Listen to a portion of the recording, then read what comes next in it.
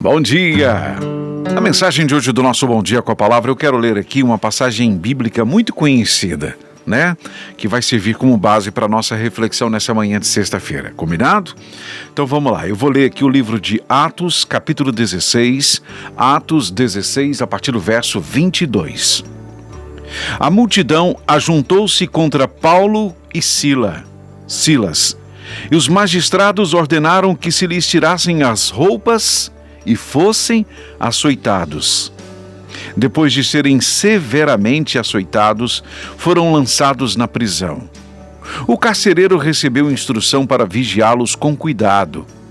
Tendo recebido tais ordens, ele os lançou no cárcere interior e lhes prendeu os pés no tronco. Por volta da meia-noite, Paulo e Silas estavam orando e cantando hinos a Deus. Os outros presos os ouviam. De repente houve um terremoto tão violento que os alicerces da prisão foram abalados. E imediatamente todas as portas se abriram e as correntes de todos se soltaram. O carcereiro acordou e, vendo abertas as portas da prisão, desembainhou sua espada para se matar, porque pensava que os presos tivessem fugido. Mas Paulo gritou: "Não faça isso, estamos todos aqui!" O carcereiro pediu luz, entrou correndo e, trêmulo, prostrou-se diante de Paulo e Silas. Então levou-os para fora e perguntou: "Senhores, que devo fazer para ser salvo?" Eles responderam: "Creia no Senhor Jesus e serão salvos vocês e os de sua casa." Amém. Quantas lições preciosas, maravilhosas aqui nessa passagem, nessa história de Paulo e Silas ali na prisão. Não é verdade? Coisas para a gente trazer para o nosso dia a dia, para a gente aplicar a nossa própria vida. Porque, ouçam só, primeira coisa, ordenaram que tirassem as roupas de Paulo e Silas, depois que eles fossem açoitados. A palavra do Senhor diz que eles foram severamente açoitados, ou seja, não foi pouco açoite, não foi muito couro mesmo, foi muita lambada no lombo. E que então o carcereiro tinha recebido uma instrução para colocá-los, para vigiá-los com cuidado. E o que o carcereiro fez? Prendeu-os no cárcere interior, que devia ser um lugar de mais difícil acesso ainda, mais difícil ainda de escapar, E além disso ainda prendeu-lhes os pés no tronco.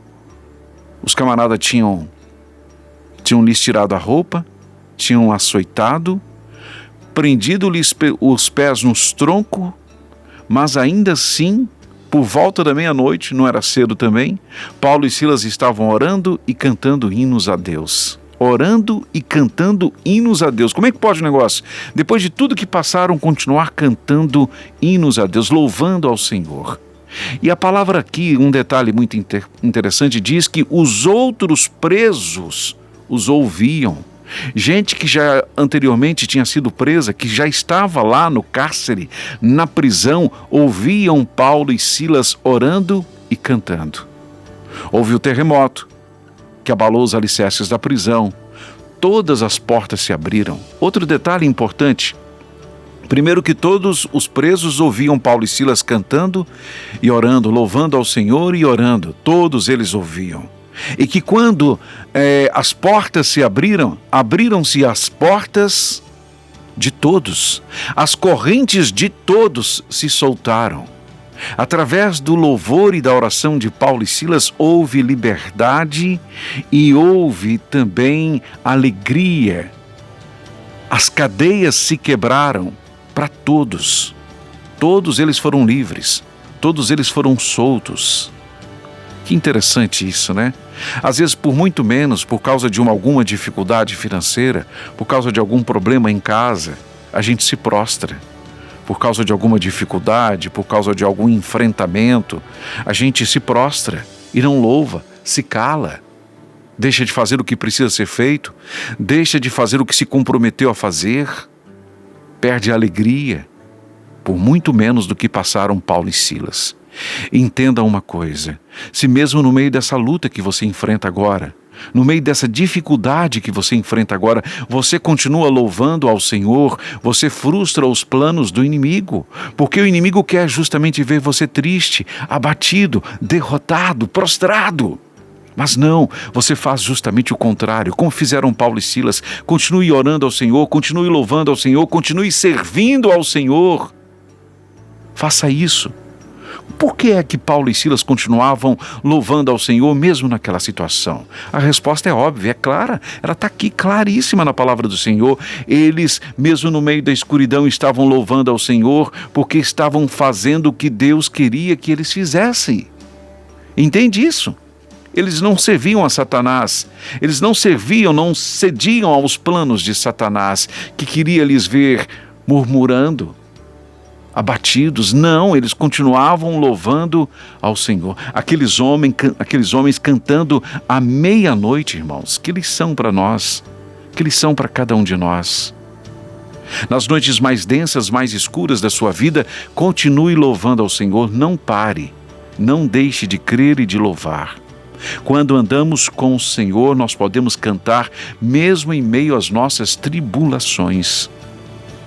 Se o inimigo quer nos desencorajar, colocando diante de nós obstáculos, dificuldades, circunstâncias terríveis, continue louvando ao Senhor, porque a nossa alegria está em fazer o que o Salvador quer que façamos. A nossa grande alegria, o nosso grande prazer vai ser sempre louvar ao Senhor.